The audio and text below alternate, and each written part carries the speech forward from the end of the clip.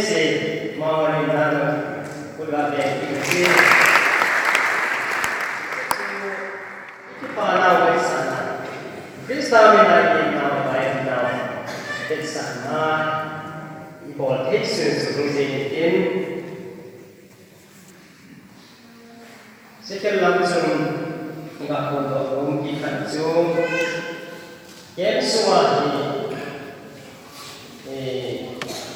speaker pa Muhammad bagi Muhammad Imal Prai aku jadi bukan nabi aku ingat aku fai di tong aku di mana kita jumatan dia bisa jumatan dia kan saya belum tenang bukan di panel breaking ini bukan wajibnya itu kayak dia jun panel breaking ini empat baik kita tunggu sini second page sedikit karena kita cari sejajar ahibama Patin kita bangga program AC kita naik depan lungkap seperti ini di yang letak sana. Tulis sumpah bahwa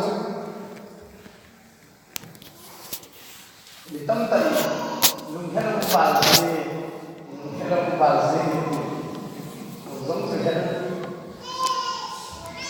Masalah yang kedua ini bergabung dengan organized by Sungkizan Christian Church India.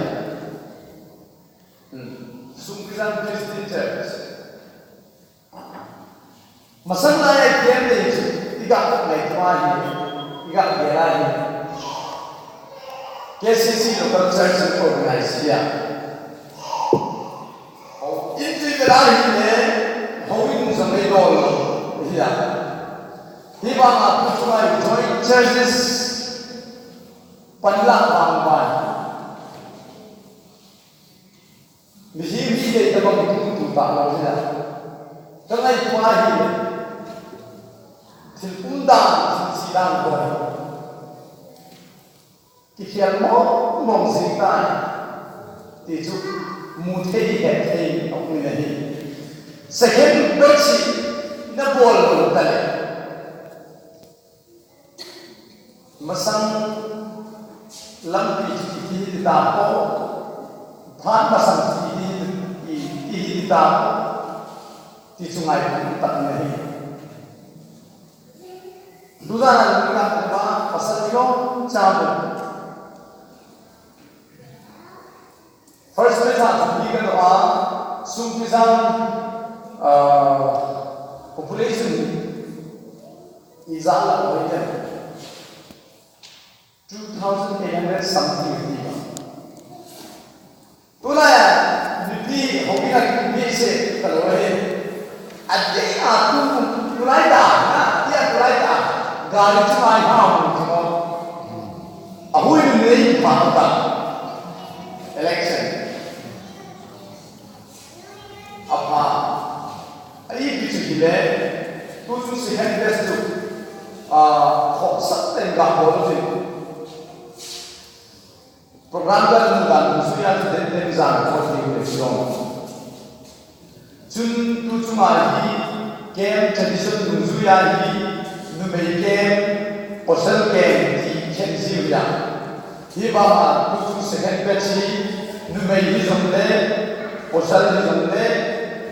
Alumnu chana diga honahi zid koi zombi khalam nahi la apan inai thinta lo mai the kaman ba tinna nei hi la aziz kai yong kisit program bichai chai le vanarsi tuwa ka kan se pai kan se la ka pon postpone ta pon kecil, nak lagi ni, kecil program kita saya kecil nak lagi ni, kecil, si aju 2 second batch program bo cha ya khop chi ni masapen ta bi uma ti na kan si ta hi chun hoi ti khen le registration chu pa sing ni da registration boarding ai lam kai na chu bu kel ni han lam aloi le mun ho chu mi thum ni chen mi thum ni ho ama na dei dei ala bo le phan te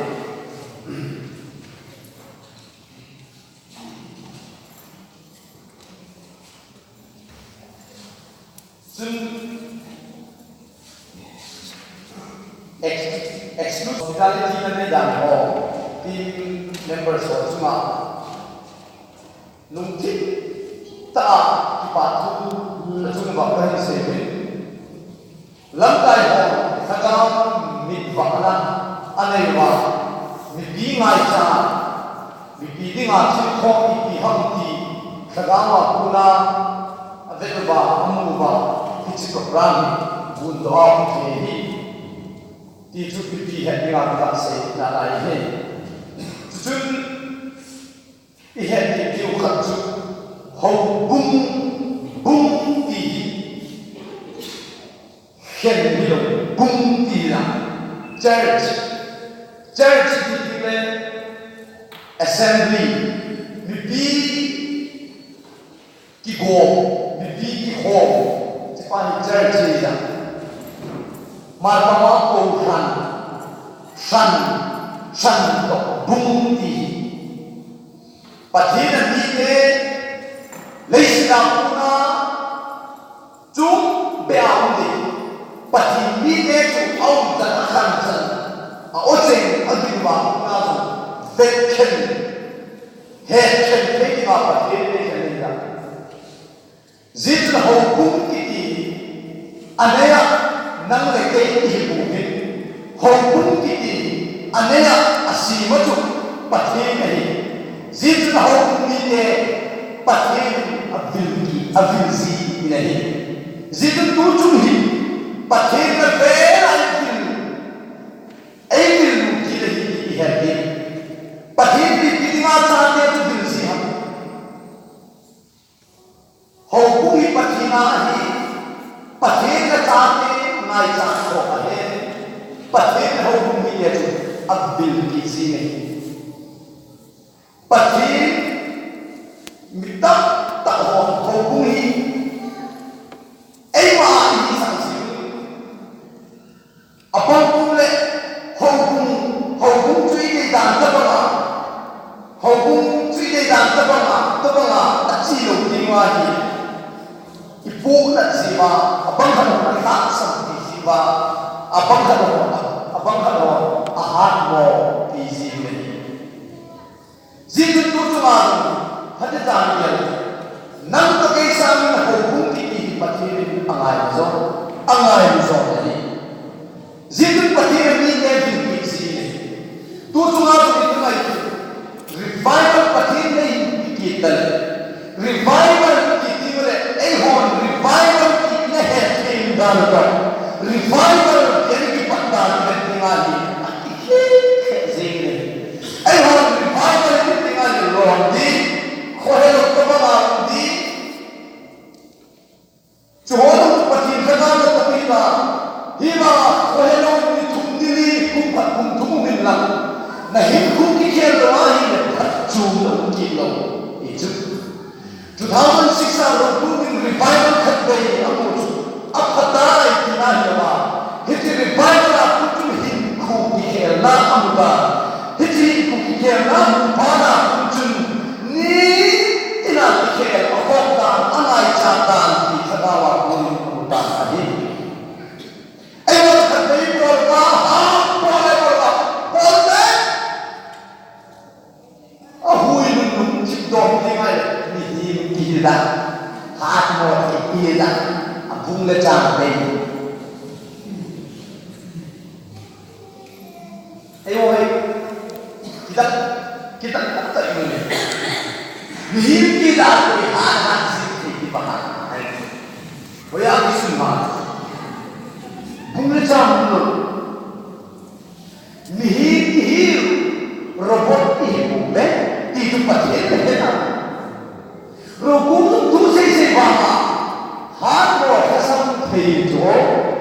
pathe ne hai na zia khadau thi lo ba khadau thi definition clear definition puri hai chini tu jana so ahin chi thi lo ba ma khadau thi chi thaya khat zong au ko ni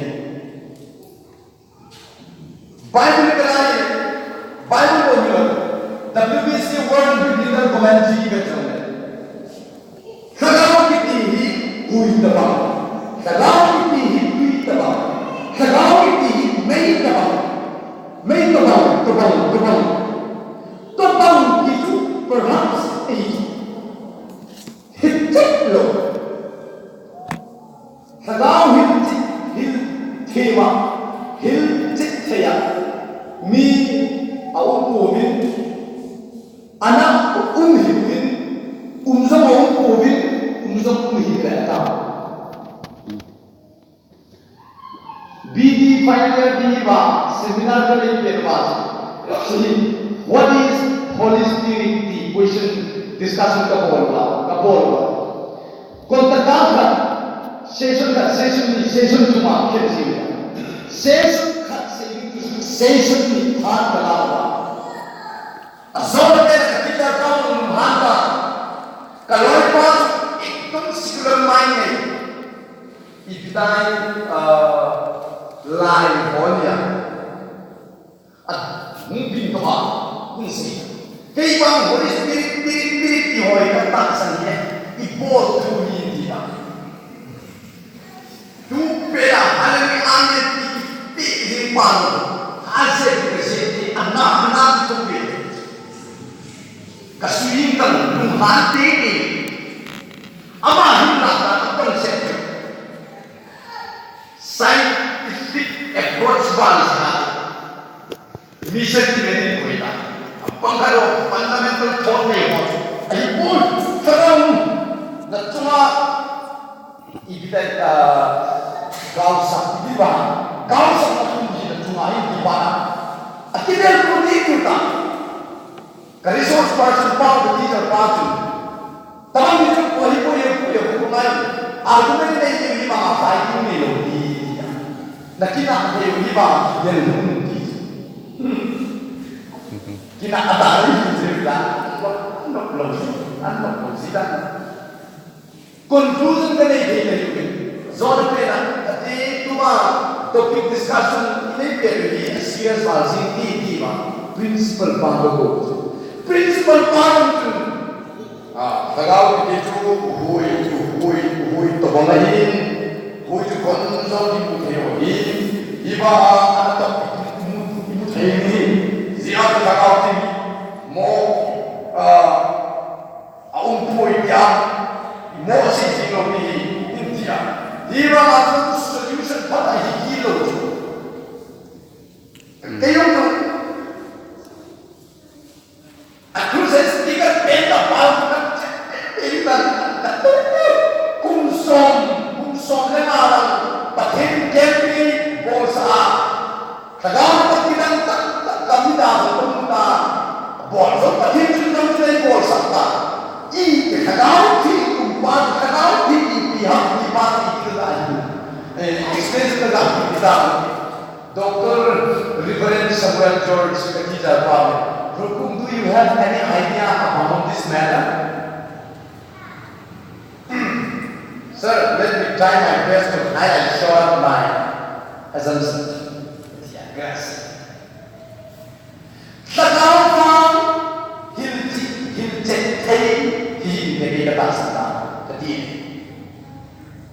I think the Holy Spirit is indescribable. But ahibama marbawa chang fi thei me chang tin bo ahead chet ji ne keren so khata o so khata ko sin ka tin mo bi keren so khata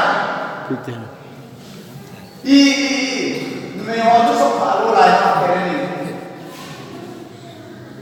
ni pao ko na khut mo ko le fui keren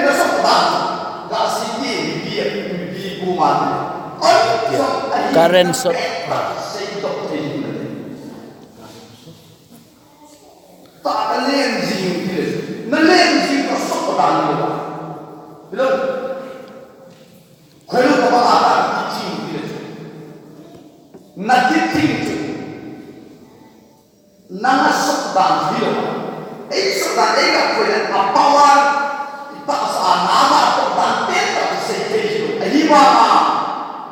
Karen asok hapos. Karen sok to eat humti ahead. Jiziahi. Tu cuma sumhi katini. Akhirnya revival tiki. Revival tiki cuma patini kunsa. Lalu hukuma revival hukka genge ya ini. Ihe tiu kan ko. Patini sim panu mana ini ihe. Jadi hamkat patini bol satu mau ini ihe. Mau dipandang, melong kepada musik ini. Patini hamkat kisu nongan penta. Susah ni, apa nongan penta sim pati. Cipanu revival untuk busy. Wells kemari revival untuk cina isi cipta lo. Atau barunya ekdom simple. Hoti ka tanpa apa pun itu say kasih jia. Hepa kanilo ta kagen kita. Napa isi kalau tinggal forma sangat tidak manzita. Pakai sun beli kagen kita kanilo ta. Lalu hepa consi kita, consi ta sudah bang ini. Say lo ini sih tahu tak? Ahiba pergi terang tu besi sih. Where's the Bible that we tahu tak there? Lord, wind, Holy Spirit, let the Holy Spirit descend into the path.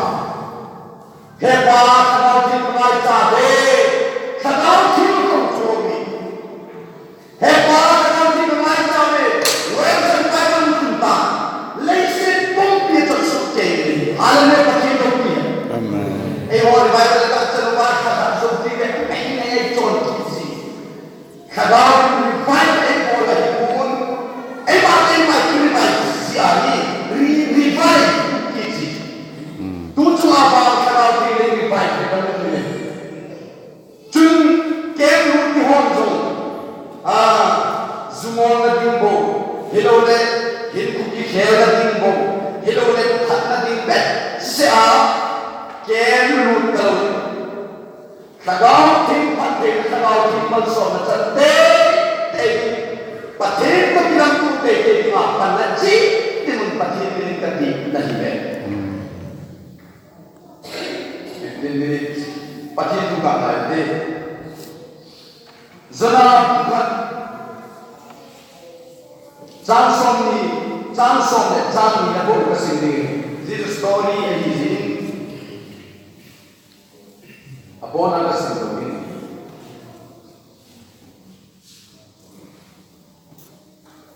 Kasi masangin, ano kina kasun, kisimil kita. Bidi kasun si. The team members from Ediku Piva.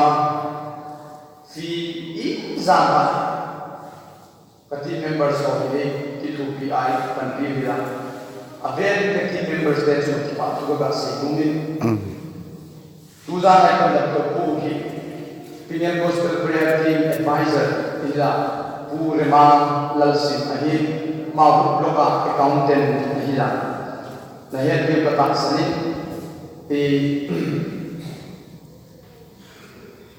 kumtum tabang हमारे भाषिंग है हमारे स्पॉन्सर चार कुंचन हमारा कहने को या टीम मेंबर्स दें कैलेंडर अज़ोवा इस कैलेंडर अज़ोवा सिर्फ चुनाव की बात को अवेल के रास्ते की नहीं mi pizza si thei mi pi a kahi vele tu mi teo kadai dia di kon di ta lo kalun nam nam chi di ta lo mi pi a kahi ta si mi pi ka be ta ne nam ho sa na pi ka chai ni ne ka sin ta ko ma sa ka sa te si ki si a pe lo na sa ta pa ta ni pa thi lo pe ni award thum ko me pa thi lo pi khat award Chances here mission to highest percentage award from second best teacher of the year for 2017 and 18 198 score best teacher of the year award kala ahiba award kala pa pathilo pinadinga se North is a big chai. Mita takim tawa. Konjong hiji award tu chen gaya ni alam lai. Tu cuma seperti ini. Hiji award ini le academic award, all round development and best student award di juga lah. Hati tadi ni le. Tidak dipakai. Ini mata tu bangsa berkelah. Lega behel usi, lega kacil usi. Komunis Cina itu nasta hasna betul ni. Simpea begini kau pada kongol pipi cedul. Kumbat sih macam ni. Siapa orang ini bapa ni? Cingkung biji.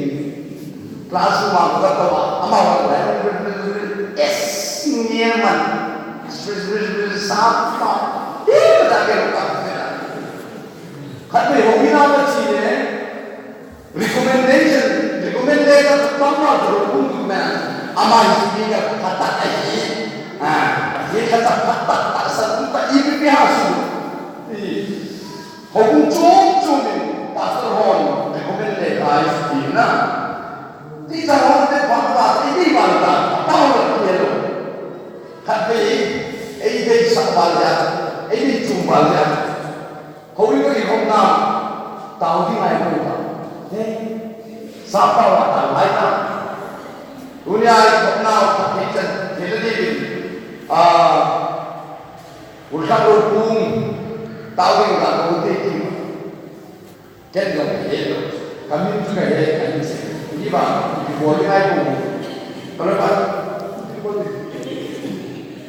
kagak ci kagak tahu tahu sih jadi dia mesti atau waktu kita apa kalau dia kata noi ba mi het na apa ka ho na di ba na kata kata sapa waktu ho nai lalpa tu ne het se ai ba